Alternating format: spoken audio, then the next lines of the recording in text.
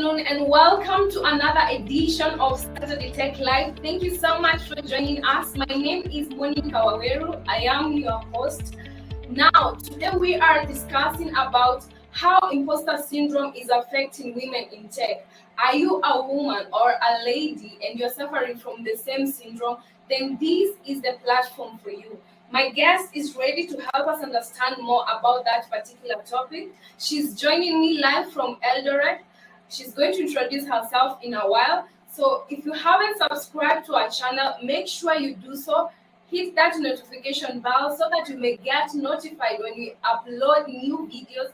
And also don't forget to like, share, and comment. Yeah, back to my guest. Good afternoon. Thank you so much for making time for us. You may introduce yourself to our viewers and tell them what you do. Good afternoon to you too. Thank you so much for having me. My name is Victoria Mutay. I'm a software developer. I have been a developer for the past 3 years. I work at Ascent Compliance as a supply intelligence specialist. My day-to-day basically involves developing scripts with Python and cleaning up different data. Wow, that's amazing. So how has been your experience so far? I really enjoy being a developer. One of the greatest part of it is the flexibility. Working as a developer, you're able to set your goals. You're able to creatively come up with different things. And yeah, I have had different challenges. One of them has been the imposter syndrome and sometimes procrastination. But these are things that I learned to work with and to survive with. Okay, today we are discussing about syndrome. Maybe to someone who might not understand what it is, you can just give a short description about it so that they may get to understand. So basically, the imposter syndrome is a feeling of being, you feeling like you are a fraud. You are not able to achieve the tasks. Not because you don't know whatever you've been asked to do, but basically because you think you're not good enough. So it's just that feeling of not being good enough in whatever you're doing. Okay.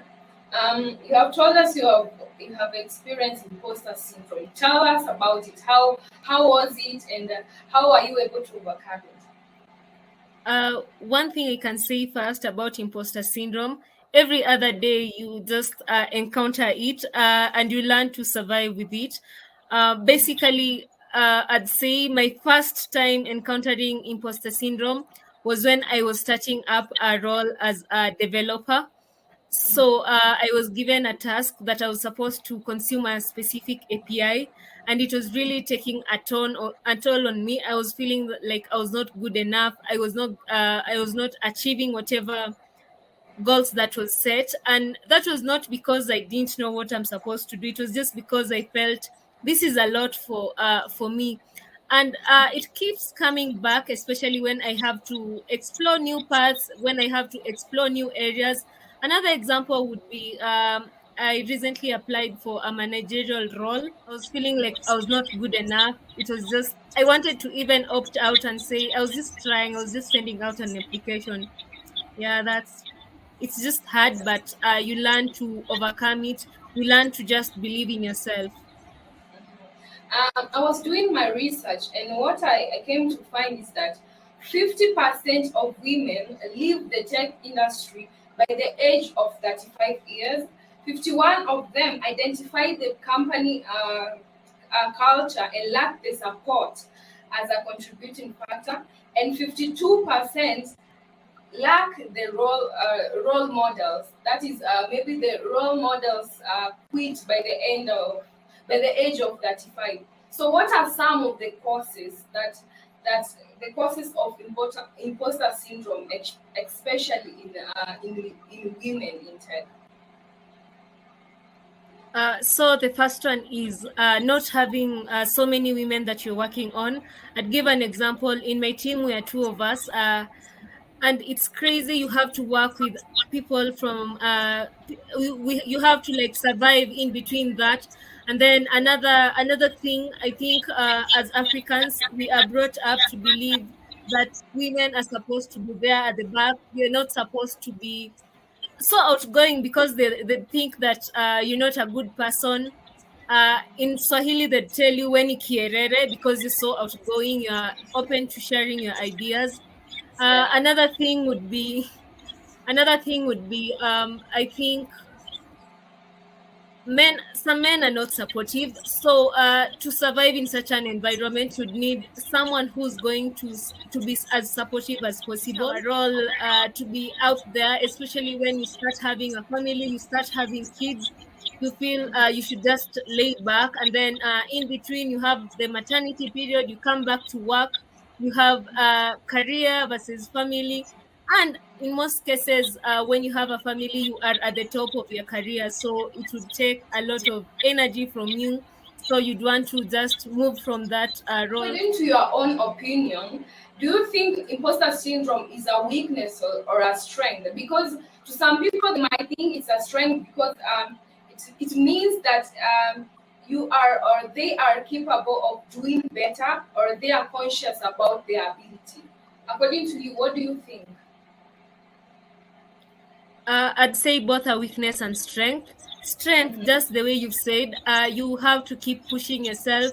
You are your biggest judge. You have to, like, if it's improving your skills, you have to keep learning. But it's also a weakness because in most cases you find yourself leaving great opportunities because you think you're not good enough. Yeah. Okay. Now, now let's come to how to overcome imposter syndrome. As a lady in tech, how will I able to cope with to curb imposter syndrome or to overcome this imposter syndrome? So I have three tips that I usually share with everyone. Learn, keep learning, learn. Ensure that you are very good at what you do so that no one can tell you anything else. After you feel you're so good. The second one is be confident in whatever you're going to do. Confidence all the time. Like, for example, one thing that I have learned to adapt, I got it from a former boss. Every time I'm in a room with people that I'm not so comfortable with, and we are discussing a very important thing, because before they all come back to my point, I'm just going to be the first one to give out my point. If it's just lifting my hands and answering a question or giving a suggestion, so that I am not left out, even if that is the only thing I'm going to say. The other one is look for a mentor. Mentors are very important. Mentors or role models, someone who you look up to. If you can find a mentor in your specific career, or someone who's at the point that you want to reach, look for them, talk to them, learn from them, know how they work in their daily life. And then don't worry about what other people say. Keep in mind, use affirmations. One of my favorites is actually doing affirmations. Every time I feel I'm so tensed, time I don't believe in myself, I keep telling myself, last time I did this, I am that person, I am confident, I am going to ace this. And then one other thing that I recently learned, write a gratitude book. That book could contain, either it could be online or just a handwritten book. It should contain the things that you have achieved in your career and in your personal life. If you are able to have spoken with the CEO of a certain company, say Microsoft, put it there. I was able to speak to the CEO and ask them about this. That means the next time you will be feeling you're not okay, you're going to look at that. Oh, it was me who spoke actually to that CEO. And someone was actually saying on your gratitude list, you should put your name. Victoria spoke to the CEO of Microsoft.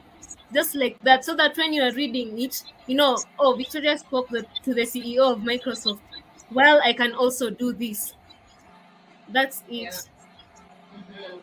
And there's this saying that what a woman can do, what a man can do, a woman can do better.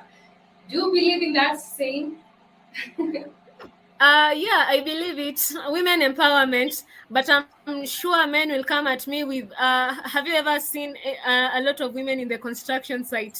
No, but Yeah. actually, yeah, Uh-huh. that's one thing that helps us to put women out there, so that Mhm. as a girl, you know that just by thinking about that saying, you're going to ace a lot of things. But as much as it could not apply across all fields, but believing that, just believing in that quote, will put you in a better place in your career. For example, I just say women can do better. Women can do better than men in programming, which is actually true. We have Ada Lovelace, who's the mother of programming. But if I just put that into my mind, I know I am going to ace my day-to-day job. Vicky, I want you to talk to that lady. There's that lady who is watching, and she's passionate about tech, maybe software development or artificial intelligence. Okay, she is passionate about tech, but she doesn't know how to start, how to go about it. I want you to speak to that person who is watching us and give a word of encouragement. So this is just like a letter to my 21-year-old self. The first thing I'd tell them, you don't have to be an expert day one. Learn. Wake up, dedicate a given time for learning whatever you want to learn. Uh, at the beginning of your career, you don't have to choose whether you want to be a web developer, a data scientist, or a machine learning engineer.